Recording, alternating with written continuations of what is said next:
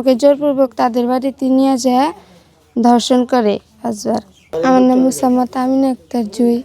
আমার পিতার নাম মোহাম্মদ সাদেক হোসেন। গ্রাম ডাংধারা।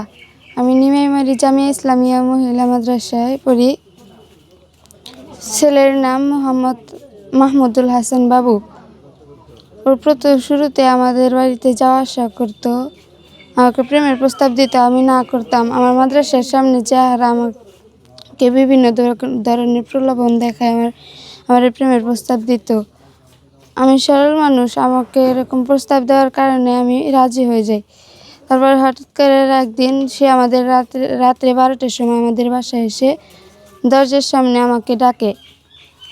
আমি সরল মনে দরজা খুলিয়া দেই, তখন আমাকে জোরপূর্বক তাদের বাড়িতে নিয়ে যায় ধর্ষণ করে আজবার।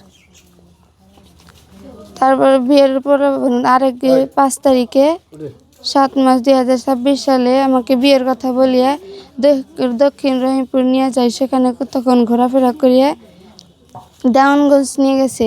দেওয়ানগঞ্জ নিয়ে যাওয়ার পরে ওখানে কতক্ষণ ঘোরাফেরা করিয়া কুজনি নিয়ে গেছে। সেখান থেকে আবার আমাকে কাউনিয়ারচর ইউনিয়ন পরিষদের সামনে নামিয়ে দিছে।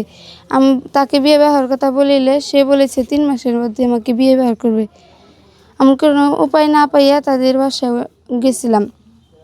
তার বাবা মা আমাকে হুমকি দামকি দিয়ে বাড়ি থেকে বের করে দিতে চাইছিল। আমার বাবা মা গেছে চিল্লাফাল্লা শুনে আমার বাবা মাকেও মারার হুমকি দামকি দিয়ে বাড়ি থেকে বের করে দিয়েছে।